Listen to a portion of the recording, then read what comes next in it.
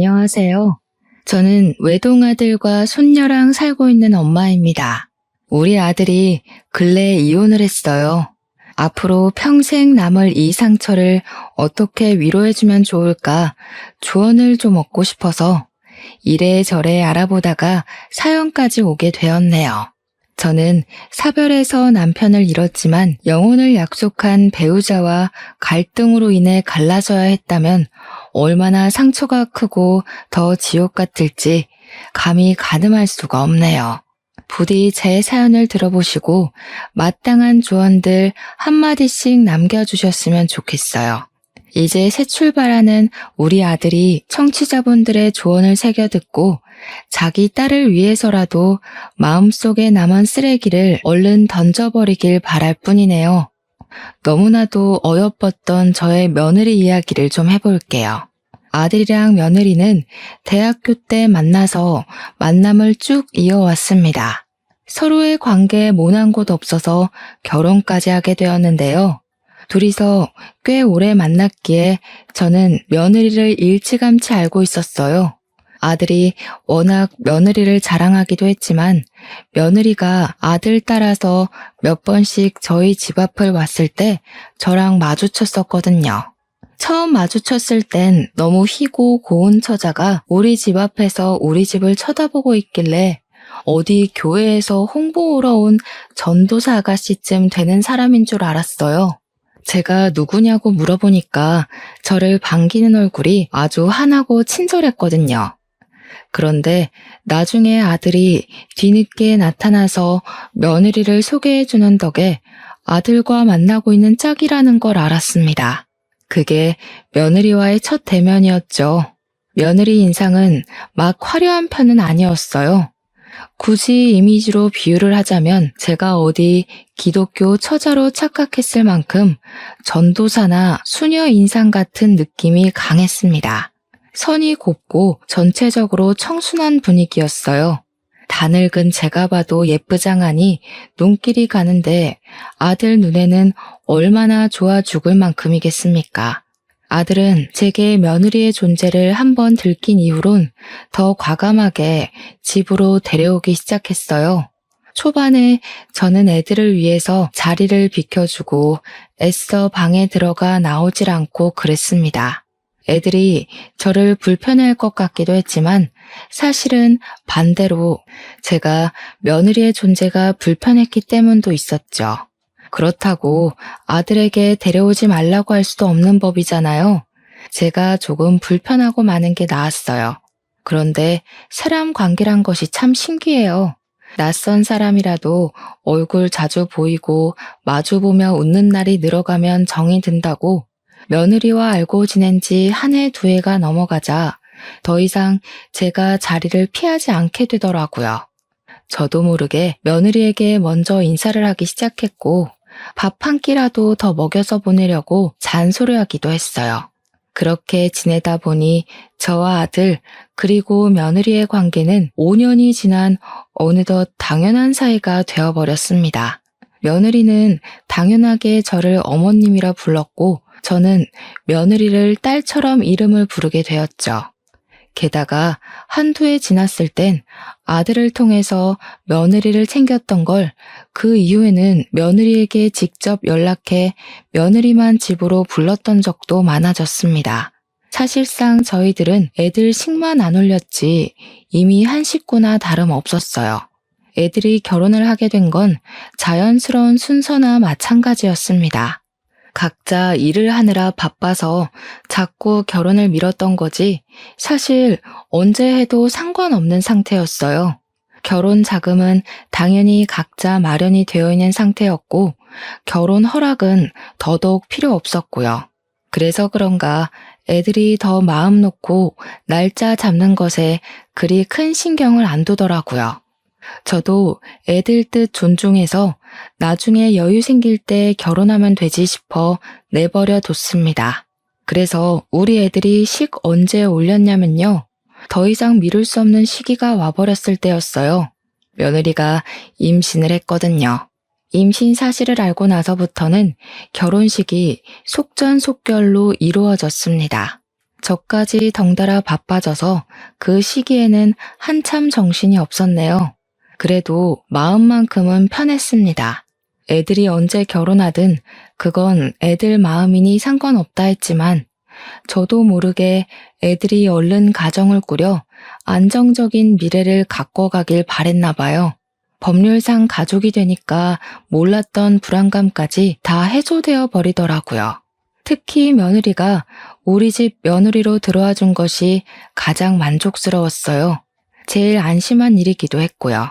우리 며느리는 다시 말하지만 행동거지가 참 참했고 주위 사람들도 1등 며느리감이라 칭찬했을 만큼 야무진 사람이거든요. 공부 잘하지, 일 잘하지, 예의 바르지, 또 자기 관리 아주 투철하지. 우리 아들 또한 어디 내놔도 부끄럽지 않을 정도로 자랑스러운 자식인데 우리 아들 다음으로 자랑스러운 자식이 또 있다면 그게 바로 며느리가 아닌가 생각했을 만큼 저 그때 며느리에게 아주 흠뻑 취해 있었습니다. 아무튼 드디어 허물뿐만이 진정한 부부가 둘은 결혼하고서 저와 합가하기를 원했어요. 그 소리를 듣고 좀 놀랐습니다. 저는 당연히 둘이 분가하길 원했거든요. 젊은 애들이 가정을 꾸렸으면 자기들만의 방식으로 살아야 되는데 제가 있으면 방해만 될 거 아닙니까? 또 저는 과거에 시모의 존재가 곁에 있는 것만으로도 부담스러웠거든요. 저는 제가 좋아하는 며느리에게 그런 작은 부담도 주고 싶지가 않았어요. 그래서 합가는 절대 염두도 안 두고 있었습니다. 근데 아들이랑 며느리가 동시에 찾아와선 저더러 같이 이사하자는 거 아니겠어요? 이미 집을 구했다면서 말이죠. 됐다니까 그러네. 괜히 예쁜 신혼 분위기 우중충하게 죽일 일 있나. 나 혼자 남을 거 신경 쓰여서 그러는 거면 걱정 마. 내가 한두 살 애도 아니고 혼자서도 어련히 잘하지. 어머님 혼자서 잘하시는 거 알죠? 그럼 이런 이유는 어떠세요? 제가 집안일을 아직 못 배워서 서툴거든요. 어머님께서 한동안 같이 지내시면서 좀 가르쳐 주시면 안 될까요? 저 뱃속에 아이도 있는데 집안일까지 감당 안 되면 힘들 것 같아서요. 제가 결국 합가를 허락하게 된 이유가 바로 이것입니다. 며느리가 임신 중이란 사실을 망각했던 건 아니지만 며느리가 추후 집안일 신경 쓰느라 몸 관리를 못할 수도 있다는 사실은 깜빡해버렸어요.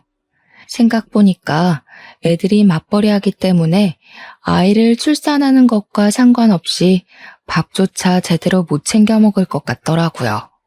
곰곰이 고민해보니 분가하면서 세금을 이중으로 내며 서로 마이너스 영향만 받을 바엔 합가하는 쪽이 훨씬 긍정적 영향이 많다는 걸 깨달았습니다.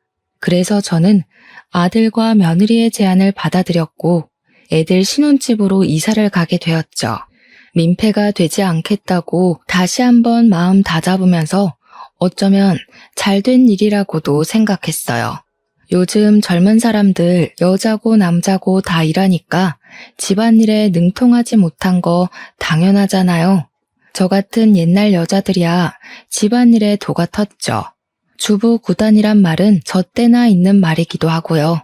또 며느리가 건강하게 순산을 하려면 제가 이리저리 챙길 것이 많을 것 같았어요.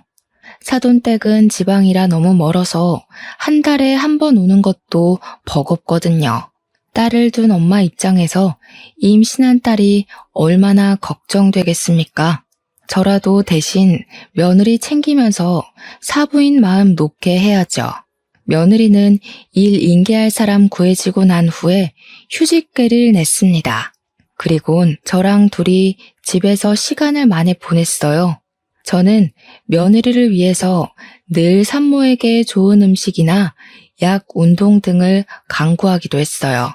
며느리는 며느리로서 저를 잘 따라주었습니다. 저희는 아들 없이 함께 보내는 시간에도 갈등 한 번이 없었어요.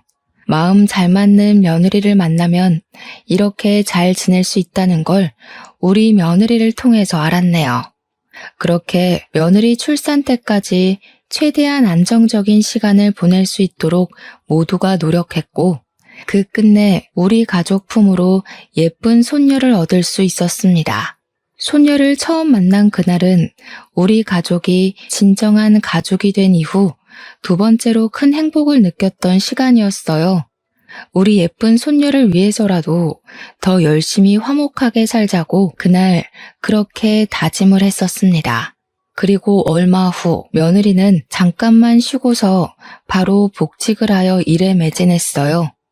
워낙 자기관리에 철저한 사람이라 산후조리원에 있으면서도 업무 연락을 놓지 않던 애였습니다. 제 바람으론 며느리가 한 1년은 푹 쉬고 복직을 했으면 싶었지만 며느리가 워낙 본인의 경력과 자격에 진심인 사람이니 제가 말릴 수는 없었네요. 실제 며느리는 다음 해에 바로 승급을 했습니다. 승급을 하면 당연히 월급도 껑충 뛰어오르잖아요. 며느리의 성장은 집안의 경사나 마찬가지이니 저랑 아들도 며느리의 고생을 진심으로 축하해 주었어요. 축하 파티를 하겠다고 며칠 전부터 떠벌려놔서 그런지 며느리는 그게 다 저랑 아들 덕이라면서 비싼 명품 선물을 준비해 놨더라고요. 어머나, 내 분수에 뭐 이런 걸 봤니? 내가 뭘 한 게 있다고. 다 네가 잘해서 승진한 건데 괜한 돈을 썼네. 이런 거 돈 100만 원 하지 않아? 아직도 모르시겠어요?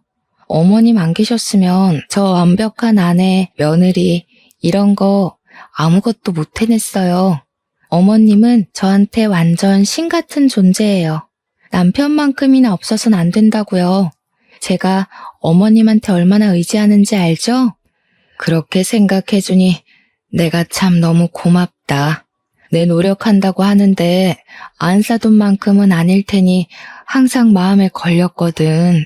아무리 그래도 부모랑 떨어져서 남의 부모 모시고 사는 게 어디 쉬운 일도 아니잖아.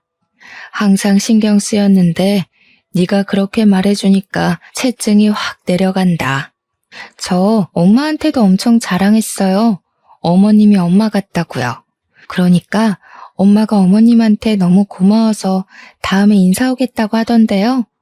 전 어머님한테 아무것도 안 바래요. 그러니까 지금처럼 저희 곁에서 오래오래 건강하게만 있어주세요. 제 어머님으로요. 알겠죠? 어쩜 말을 이렇게나 예쁘게 하는 건지 제가 며느리를 이뻐하지 않을 수가 없었습니다. 며느리는 제게 선물을 한 걸로 모자라서 잠자리에 들기 전 제 방을 찾아와 따로 용돈까지 줬어요. 그 봉투에도 꽤 큰 액수가 들어있었는데 저 깜짝 놀라서 며느리한테 이러지 말라고 돌려줬거든요. 그랬더니 며느리가 꿋꿋하게 쥐어주면서 손녀 봐주는 것이 고마워서 표현하고 싶은 마음이라고 하더라고요. 말리고 싶어도 역시나 며느리 고집 때문에 그럴 수 없었습니다. 며느리가 지금 안 받으면 제가 받을 때까지 쫓아다닐 거라고 하길래요. 그때부터 저는 며느리가 주는 돈을 받기는 하되 따로 모아놨어요. 정말 필요할 때 쓰고 싶었거든요. 혹시라도 며느리한테 급한 일 있으면 도와주고 싶기도 했고요. 어쨌든 갈수록 더 애틋하고 감사한 며느리의 마음에 화답하고 싶었던 저는 그 마음을 몸으로 때웠습니다. 아들뿐만 아니라 며느리가 끼니 건강하게 먹고 일할 수 있도록 식단에 특히 신경 썼고 집안일은 내 손에서 처리했고 예쁘게 낳아준 손녀까지도 애들 성가시지 않게 잘 돌봤죠. 남들이 봤을 때 가사 도우미냐 베이비시터냐 그렇게 볼 수도 있어요. 저는 우리 아들과 며느리가 저로 인해 편하게 일 보고 다닐 수 있으면 그것이 제가 할 수 있는 일의 최선의 일이라고 생각했습니다. 각자 맡은 바의 역할을 잘 해냈기 때문인지 우리 식구는 다 잘 지냈어요. 갈등은 당연히 없었고 가족으로서 적당히 어울리고 서운하지 않을 만큼 거리를 뒀었죠. 정말 다 좋은데 당연히 약간의 아쉬움도 존재했어요. 그건 며느리가 승급하고 나서 회식 많아지고 갈수록 일도 많아지고 퇴근도 늦어졌다는 건데요. 사실 높은 자리에 올라간 사람이니 당연히 바쁜 거잖아요. 이건 아쉬워도 어쩔 수 없다는 걸 알아서 그저 제 마음속에만 묻어두고 있는 점일 뿐이었어요. 그런데 딱 이대로만 쭉 지냈다면 저만의 아쉬움도 그러려니 하고 묻혔을 것을 하필 그 시기에 모든 게 들춰지고 말 계기가 시작되어 버렸습니다. 그 발단은 승승장구하던 며느리와는 반대로 우리 아들은 회사가 부도나 해고를 당했다는 거예요. 어쩔 수 없는 부당 해고였죠. 그나마 다행이라고 볼 수 있는 건 며느리 덕분에 우리 집이 먹고 살기 어려운 형편은 아니었다는 겁니다. 아들은 해고를 당하고 한 일주일은 알아 누워 있었어요. 딸을 볼 낯도 없어서 밥상머리 앞에 제대로 앉아있지도 못했죠. 게다가 결혼하고 나서 끊었던 담배까지 다시 찾아서 피기 시작했습니다. 한날은 새벽에 화장실 가는 길에 베란다에서 기척이 들려서 내다봤는데요. 아들이 울고 있더라고요. 딸이 태어나고 난 후로는 한 번도 웃음을 잃지 않았던 아들인데 아무래도 청춘을 바쳤던 직장에서 부당해고를 당했으니 쉽게 일어설 수가 없나 봅니다. 아들만의 시간을 괜히 방해하고 싶지 않기도 했고 아들의 자존심을 지켜주고 싶어서 저는 그 모습을 모른 채 하고 돌아섰네요.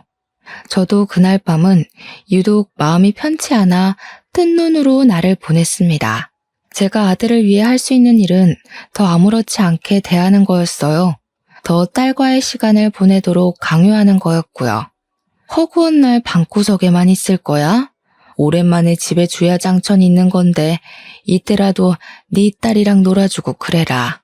애가 아빠 얼굴도 까먹겠네. 일부러 아들을 더 타박하기도 했죠. 그럴 때면 아들은 어쩔 수 없이 방에서 기어나와 자기 딸을 한번 안아보곤 했어요. 우리 손녀가 참 장한 것이 울지를 않는다는 건데요. 누굴 닮아서 그런가 웃음이 많아요. 자기 아빠를 보고도 잘만 웃더라고요. 그것 때문에 아들이 딸을 보고 눈물을 못 참고 터뜨리는 걸 보고서 저는 자리를 비켜버렸습니다. 그리곤 며칠 뒤였어요. 아들이 갑자기 옷을 챙겨 입고 외출을 하더라고요. 딸과 인사 한번 하더니 저한테 아르바이트 다녀온다고 하는 거 아니겠습니까? 세상에 돈 벌 수 있는 데가 거기만 있는 것도 아니고 아르바이트 하면서 다른 직장 알아보려고 나보다 나이 더 많은 사람들도 취업 뛰는데 정도면 아직 젊잖아. 아들이 딸이랑 시간을 보내더니 용기를 얻었나 보더라고요. 자식이 있어서 가만히 있을 수 없었던 아들은 끝내 배달 아르바이트를 먼저 시작했습니다. 자랑스러웠어요. 우리 아들이 한층 성장한 어른 같았고 한 집안의 가장으로서도 자격이 있는 것 같아 뿌듯했습니다. 그런데 며느리는 아들이 배달 일을 한다고 하니까 좀 못마땅했나 봐요. 어느 날 방에서 아들이랑 며느리가 처음으로 투닥거리는 소리가 들리더라고요. 제가 감히 끼어들 사이는 아니라고 생각했지만 대화 내용이 바깥까지 들려서 집중을 안 할 수가 없었습니다. 아무리 그래도 그렇지. 여의도 구간 도는 거면 나 회사 다니는 동네잖아. 우리 회사 사람들이 당신 알아보기라도 하면 어떡해? 당신은 와이프가 회사에서 창피당했으면 좋겠어? 내 생각은 안 해? 너네 회사 주소로 된 배달은 안 받으면 되잖아. 그리고 그 사람들이랑은 결혼식 때 한 번 봤는데 뭘 어떻게 알아본다는 거야? 우리 회사 사람들이 눈썰미 얼마나 좋은데 우리 청첩장 돌렸을 때 당신 얼굴 팔렸거든? 우리 집이 배달해야 될 정도로 어려운 게 아닌데 왜 뜬금없이 나서서 고생하냐고. 너무 안타까운 상황이라 생각했습니다. 어쩌다가 사이좋던 애들이 이렇게까지 싸우는 일이 와버렸는지 부부 일에 이래라 저래라 참견할 입장이 못 되었던 저는 그저 손녀만 안고서 자리를 피할 수밖에 없었어요. 속으로 애들끼리 지혜롭게 관계를 잘 풀어나가길 빌 뿐이었죠. 그런 상황에서 갈수록 안타까운 건 우리 손녀였어요. 엄마라는 사람은 높은 직급이라 바쁘고 아빠라는 사람은 늦은 밤까지 아르바이트 뛰느라 바쁘니 우리 손녀가 시간이 지날수록 더 부모 품에 안겨보질 못하는 겁니다. 한참 중요할 시기인데 이래도 되나 싶어 저도 점점 마음이 조급해지더라고요. 손녀가 저를 좋아해서 울지 않는 건 다행이지만 멀리 생각해보면 이게 다행인 줄도 모르겠어요. 확실히 이때부터 저희 가족이 뭔가 잘못되고 있는 기운은 느껴졌습니다. 그렇게 어느 날이었어요. 우리 손녀는 9시가 되면 꼬박 잠을 잘 잤는데요. 그날은 다소 늦게 잤습니다. 거의 11시 다 돼서 잠이 든 걸로 기억해요. 그래서 제가 집안 정리를 좀 늦게 시작했었거든요. 그런데 한 1시쯤이었나? 누가 도어록을 자꾸 틀리게 눌리는 겁니다. 자꾸 신호음이 울려서 혹시 손녀가 깰까봐 황급히 인터폰 확인했어요. 누구냐고 묻기도 전에 안에서 며느리 목소리 들리더라고요. 저는 바로 나가서 문을 열었습니다. 당연히 며느리 혼자만 있는 줄 알고 잠옷바람 그대로 나갔어요. 근데 막상 제 눈앞에 서 있는 사람은 며느리가 아닌 술에 떡이 된 며느리를 업고 있는 웬 총각이었습니다. 며느리가 번호를 불러주는 대로 총각이 누르고 있었는데 틀리게 부르니까 총각도 계속 틀리게 누르고 있었나 봅니다. 낯선 사람 등장에 제가 당황해서 주춤거리니 총각도 저를 보고 주춤거렸어요. 그러다가 총각이 곧 제게 인사를 하면서 자기가 우리 며느리 동창이라고 소개를 해주더라고요. 그러면서 방이 어디냐고 묻대요. 그제야 저도 당황스러운 마음을 정리하고 얼른 안으로 안내했죠. 고마워서 물 한 잔이라도 주려고 했는데 동창 총각은 괜찮다고 불이 나게 집을 나갔습니다. 며느리는 그새 기절한 듯 잠이 든 상태여서 옷을 갈아입히지도 못했네요. 그날은 며느리를 보면서 기분이 좀 찝찝했습니다. 그전에도 술을 진탕 마시고 와서 쓰러지듯 잠을 잔 적은 많았어요. 그게 당연히 회식 때문인 줄 알았거든요. 근데 그날은 동창한테 업혀온 거라서 많이 의아했어요. 그럼 매일 일하느라 늦는 것도 아니고 회식을 하는 것도 아니라는 소리잖아요. 그 사실을 알게 되니 기분 좀 별로더라고요. 자식이 없는 여자도 아닌데 퇴근 일찍 하면 딸이랑 시간 보내러 집에 좀 올 것이지. 겨우 생긴 시간마저 동창이랑 술 약속으로 보내버리다니. 제 입장에선 좀 많이 서운하고 이해하기 어려웠습니다. 그래서 다음날 아침에 일어난 며느리에게 물을 수밖에 없었어요. 며느리는 어제 입은 옷 그대로 얼굴 정리도 안 하고 나와서는 물을 마시더라고요. 거실에서 제가 손녀 밥을 먹이고 있었는데 그건 하나도 궁금하지 않는 태도였습니다. 그저 자기 배만 문지르면서 국 하나만 끓여주면 안 되냐고 저한테 부탁하더군요. 무슨 술을 그렇게 먹었니? 듣자 하니 동창이랑 만나서 술 한잔 한 것 같던데. 그날은 일이 일찍 끝났던 거야? 그럼 다른 약속 잡지 말고 집에 오지 그랬어. 아, 어머님 들으셨구나. 일이 일찍 끝났다기보단 동창이 저희 회사랑 계약한 하청업체 직원으로 있더라고요. 반가워서 따로 만났어요. 앞으로 잘 부탁한다고 인사도 할 겸요. 그러니? 일 얘기했다면 뭐라고 못하겠다만 아무리 그래도 그렇지. 애엄마인데 술이 떡이 돼서 외간 남자한테 업혀오는 건 좀 아니지 않나 싶다.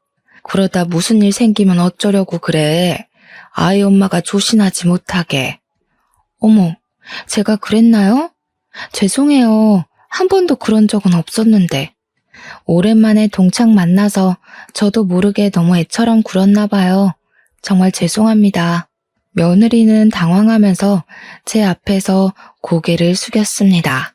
자신의 실수를 전혀 기억 못하는 얼굴이었어요.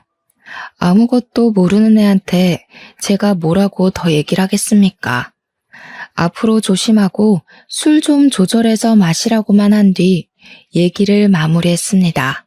그러나 사람은 고쳐먹는 거 아니라고 아니 땐 굴뚝에 연기가 나겠습니까? 그날 며느리의 아슬아슬했던 실수가 가정 불화의 시작에 불과했다는 걸 진작 알지 못해서 화를 피하지 못했는데요. 며느리에게 진심 어린 사과를 받고 나서 며칠 후의 일이었어요. 며느리 전화로 며느리 차에 라이트가 켜져 있다는 전화가 온 겁니다. 그날도 며느리는 술에 떡이 돼서 집에 왔고 늘 그랬던 것처럼 기절해 있었어요. 그래서 제가 며느리 전화를 대신 받아서 며느리 차 키를 들고 손녀까지 업고서 내려갔죠. 며느리 차에 올라타 라이트를 끈 뒤 바로 내리려고 했습니다. 그런데 그때였어요. 어디서 자꾸 메신저 알림 소리가 울리더라고요. 무시하고 내리기엔 계속해서 울리는 것이 끈질기게 제 발목을 붙잡았어요. 대체 뭔가 싶어서 차 주변을 둘러봤습니다. 그러다 조수석 바닥에서 웬 휴대폰이 엎어져 있는 걸 발견했죠. 그건 당연히 집에 퍼질러져 있는 며느리 휴대폰은 아닐 거라 생각했어요. 배달가 있는 우리 아들 것도 아니라고 생각했고요. 그렇다면 이 휴대폰의 주인은 며느리 지인의 것인가? 그런 생각을 하면서 돌려봤습니다. 그때 메신저가 한 번 더 날라왔는데요. 배경 화면이 번쩍하고 빛나더라고요. 그 순간 며느리와 낯선 남자가 다정하게 어울려 있는 모습이 큼지막한 사진으로 나타났습니다. 저 그걸 보고 너무 놀랐어요. 혹시 사람을 잘못 봤나 싶어서 몇 번이나 여자 인물을 들여다봤지만 분명 제가 아는 며느리가 맞더군요. 심장이 철렁 내려앉았어요. 대체 이게 뭔가 싶어서 당장 휴대폰을 열어봤습니다. 다행히 비밀번호가 없어서 열어보는 게 가능하더라고요. 그리고 그곳에서 저는 그동안 몰랐던 며느리의 실체를 알게 되었어요. 일단 제가 발견한 그 휴대폰은 며느리의 것이 맞았고 며느리의 숨겨진 다른 휴대폰인 듯 했습니다. 휴대폰에 담긴 정보 안에서는 평소 수녀 같기만 하던 참한 며느리의 이미지가 아닌 180도 반대되는 낯선 여자의 모습들이 가득했어요. 며느리가 우리에게 숨겨왔던 불륜의 취향, 불륜의 현장이 무궁무진하게 펼쳐져 있었습니다. 그리고 대화방에는 무슨 차장님, 부장님, 후배님 등등 직위 이름으로 채팅창이 나뉘어 있었어요. 왜 이런 불륜 가득한 휴대폰에 며느리 회사 사람들이 담겨있나 싶어서 눌러봤거든요. 불편해서 칭얼거리는 손녀까지 살살 달래가며 그 자리에서 다 읽어봤는데요.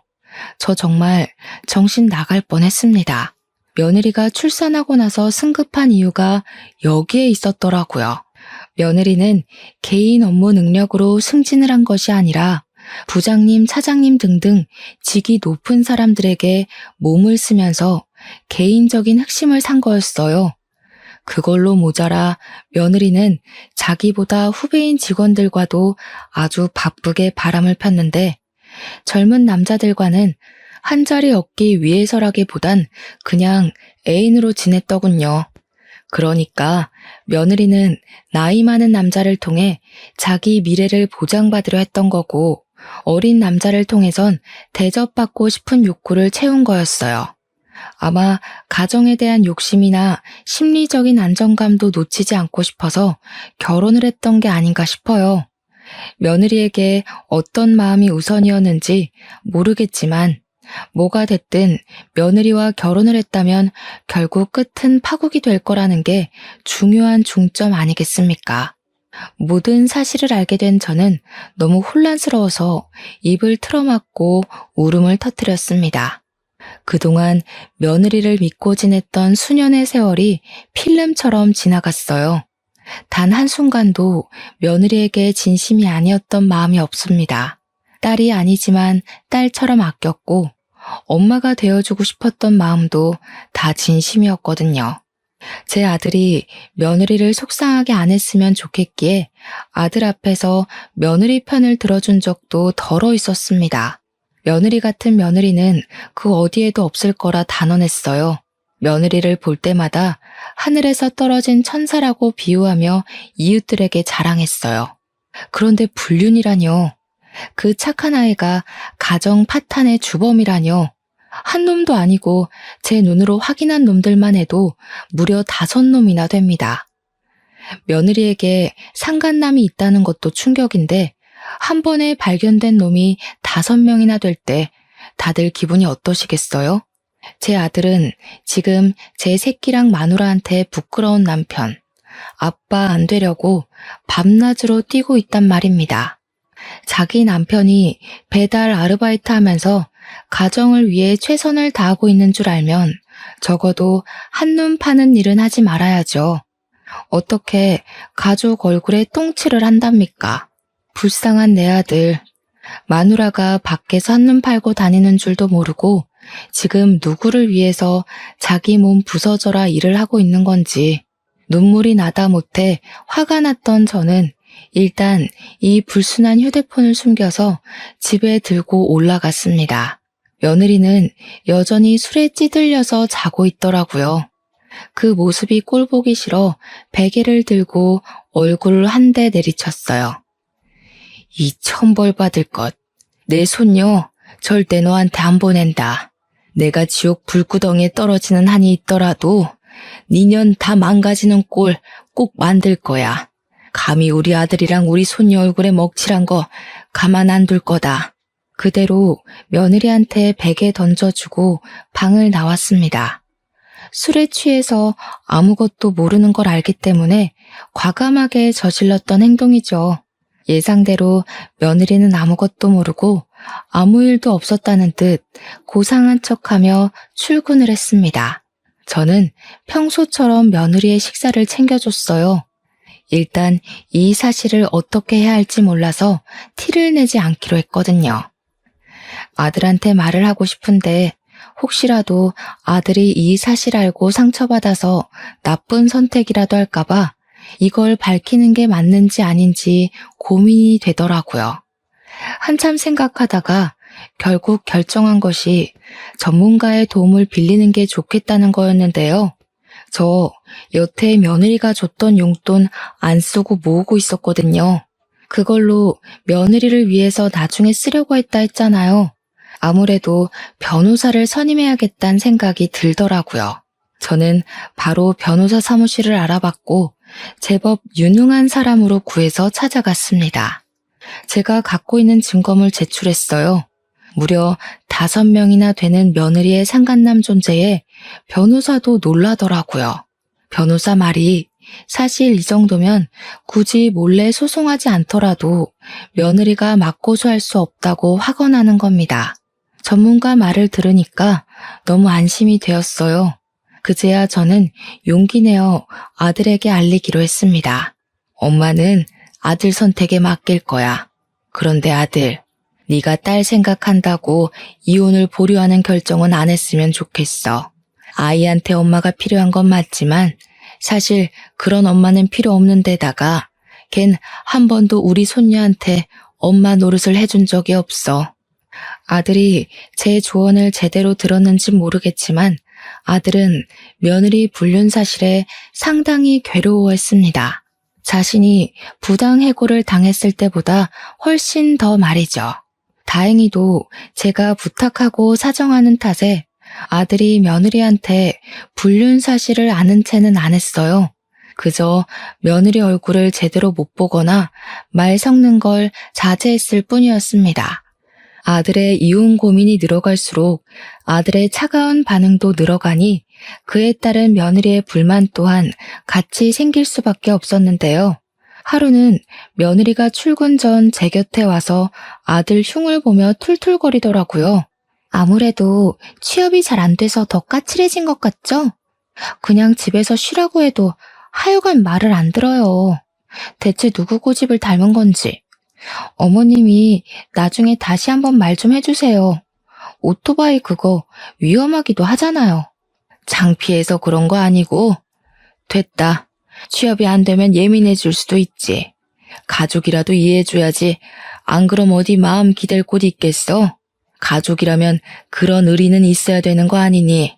저도 모르게 그날 난생 처음으로 며느리에게 퉁명스러운 말씨와 대답이 나가버렸어요. 며느리는 한결같았는데 제가 달라져 버린 거죠.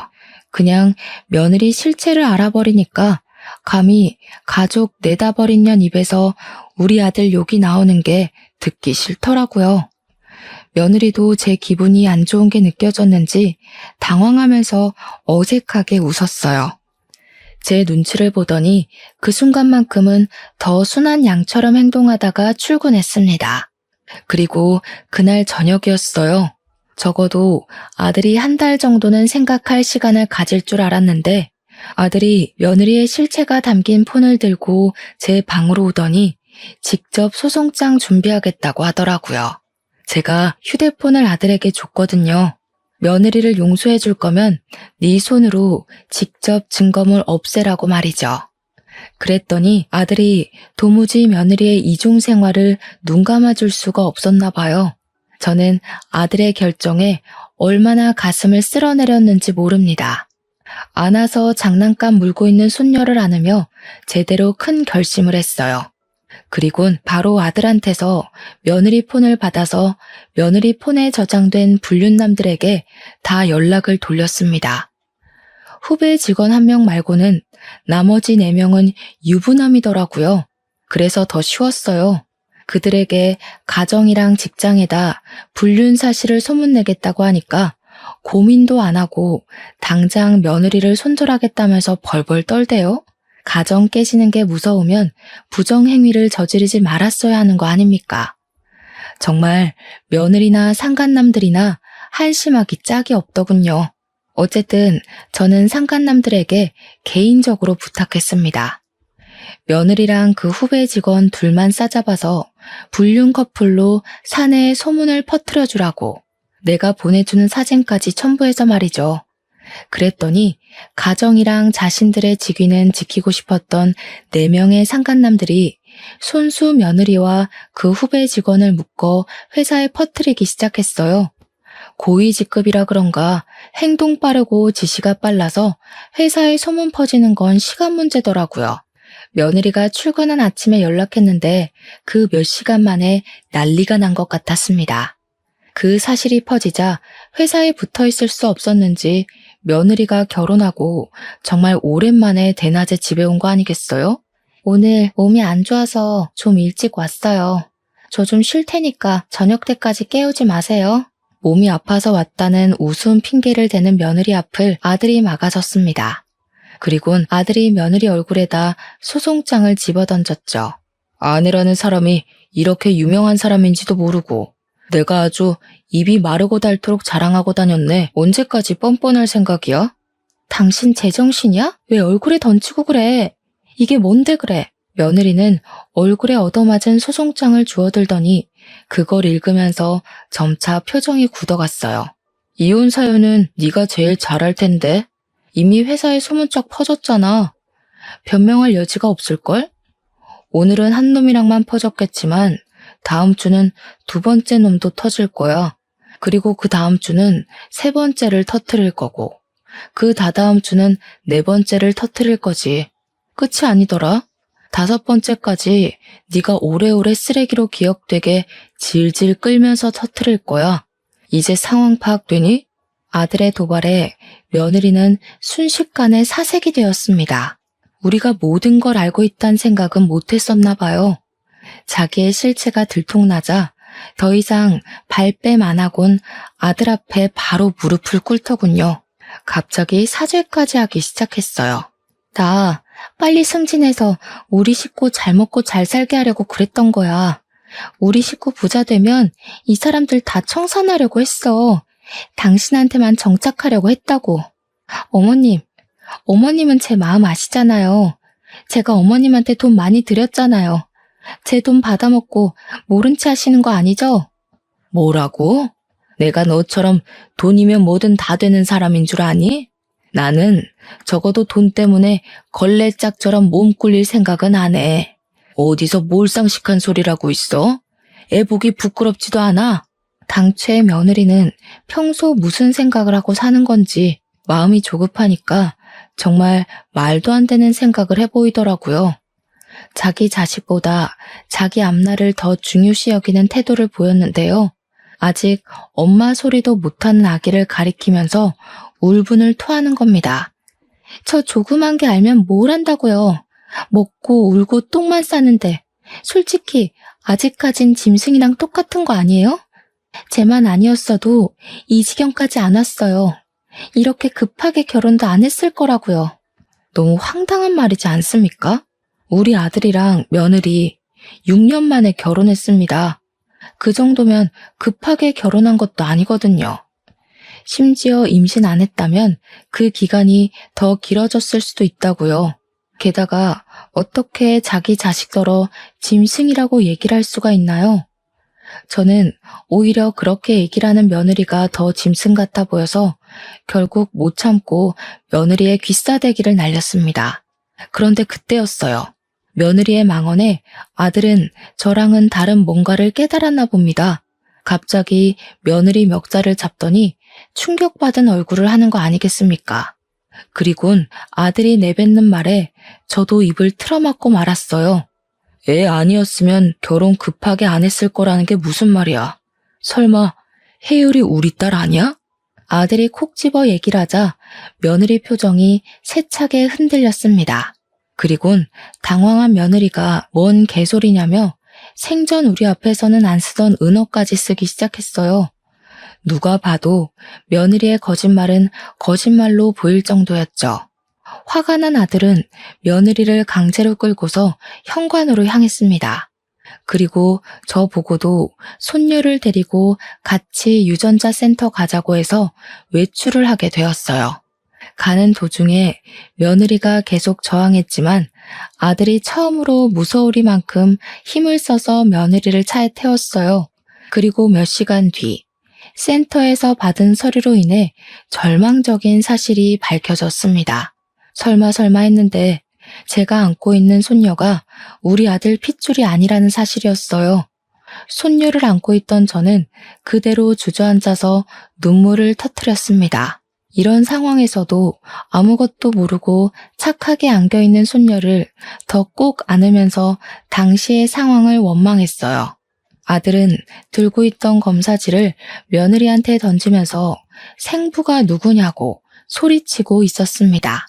장소가 센터인 것도 있고서 상간남들 중에 누구냐면서 당장 밝히라고 언성을 높였죠. 미안해 여보. 나도 나중에 알았어. 그 사람들은 아니야. 내가 다 잘못했으니까 제발 그냥 넘어가줘. 당신이 시키는 거 다 할게. 내 급여 당신이 관리하겠다고 해도 아무 말 안 할게. 내 전 재산 다 줄게. 그러니까 제발 부탁이야. 아무것도 묻지 마. 뒤져보면 알겠지. 남자관계 복잡한 네가 우리 딸 생부를 과연 끊어냈을까? 대신 내가 뒤져서 알아내면 넌 이제 한국에서 얼굴 들고 못 살 줄 알아. 아들이 작정하고 며느리의 본 휴대폰을 뺏으려고 하자 며느리가 결국 알겠다고 실토를 했는데요. 그 얘기를 듣고 제가 제일 크게 경악하고 말았어요. 듣다 보니 누군지 어렴풋이 알겠더라고요. 며느리 말이 손녀 생부는 자기 동창생이라고 했습니다. 그 말을 듣자마자 생각나는 사람이 있었어요. 바로 지난날 술 취해서 며느리를 업고 왔던 동창생이었죠. 그 총각이 우리 손녀의 생부였던 거예요. 며느리랑 그때 만난 이유가 일 때문이 아니라 손녀 때문이었던 겁니다. 게다가 임신하고 그 총각이 아닌 우리 아들이랑 결혼을 했던 건 우리 아들과 사귀던 중에 그 총각이랑 바람을 피웠는데 당시 그 총각은 전망이 없는 사람이었고 우리 아들이 더 미래가 탄탄했던지라 우리 아들 애인 척 속이고 결혼을 했던 거라네요. 여보, 미안해. 어머님, 제가 잘못했어요. 저 정말 이혼하기 싫어요. 다시는 바람 안 피울게요. 돈 때문에 그랬어요. 이제 돈 필요 없으니까 다 정리할게요. 제발 한 번만 봐주세요. 2번 실수하면 그때 이혼하면 되잖아요. 이미 지나버린 사실까지 알자 저는 또 한 번 세상이 무너지는 느낌을 받았습니다. 아마 아들이 가장 크게 상실했겠죠. 그 와중에 며느리는 계속 손이 발휘되도록 빌었어요. 하지만 그게 어디 용서로 될 일이겠습니까? 부부는 신뢰가 없으면 이미 끝난 관계잖아요. 그건 가족 관계도 마찬가지고 부모 자식 관계도 역시라고 생각합니다. 아들은 물론이거니와 저도 며느리에게 더 이상 신뢰가 없어요. 며느리와 함께 가야 할 이유가 없기 때문에 며느리의 용서를 받을 이유도 없었습니다. 아들은 끝내 며느리를 버렸고 이혼 소송을 진행했습니다. 그뿐만 아니라 손해배상 청구까지도 하게 되었죠. 그리고 무려 5명의 상간남에다 손녀의 생부까지 해서 총 6명의 상간남에게 상간자 소송을 진행했어요. 또 며느리에게 양육권 청구도 빠짐없이 요구했고요. 며느리는 우선 불륜 소문이 나자마자 회사에서 사직당했습니다. 소문이 좀 길게 퍼져서 그 뒤로도 같은 계열사 취직은 어려울 거예요. 게다가 그 4명의 유부남 집안에서 상간녀 소송까지 당하는 바람에 전 재산을 잃고 빚쟁이가 되었다고 들었거든요. 어디 일용직 아르바이트나 뛰지 않을까 싶습니다. 그런 여자 소식 더는 불경스러워서 관심 끊다 보니 여기까지만 알고 있고요. 일단 우리 아들은 다행히 취직에 성공했어요. 큰일 치르면서도 취업 준비를 손 놓지 않더니 결국 괜찮은 회사에 들어갔습니다. 이제 막 들어가서 적응하려면 시간이 많이 필요할 거예요. 그리고 우리 예쁜 손녀는요. 비록 우리 아들 핏줄은 아니지만 이미 쓰레기 부모한테는 못 보낼 만큼 정이 생겨버려 제가 데리고 살기로 했어요. 한 번도 제 손녀 아니라고 생각해 본 적 없었고 태어난 후로 제 품에 가장 많이 안겨 있었던 아이거든요. 이 예쁜 아이를 어떻게 떼어놓겠습니까? 우리 아들도 자기 성을 딴 손녀를 친자식으로 생각하고 있어요. 그래서 힘내고 새 출발하려는 거거든요. 이혼하면서 아마 아들이 가장 많이 힘들었을 텐데 쉬지도 못하고 뛰기만 하는 것 같아서 좀 많이 걱정됩니다. 아들이 워낙 내색하는 편이 아니라 제가 또 대놓고 위로도 못하겠어요. 속병이 나면 안 될 텐데 그렇게 저 혼자만 전전긍긍하고 있네요. 시간이 약이라지만 괜히 힘이 돼주는 말 한마디 해주고 싶어요. 혹시 부담스럽지 않은 조언이 있다면 한마디씩 알려주세요. 우리 아들이 보고서 내심 위로를 받을 수 있었으면 좋겠습니다. 아무쪼록 일이 잘 풀린 거라 생각하고 열심히 살아보도록 하겠습니다. 저도 우리 아들이랑 손녀를 위해서 건강관리 잘하면서 곁에 오래오래 머물러 보려고요. 긴 사연 여기서 끝마칠게요. 들어주셔서 감사합니다.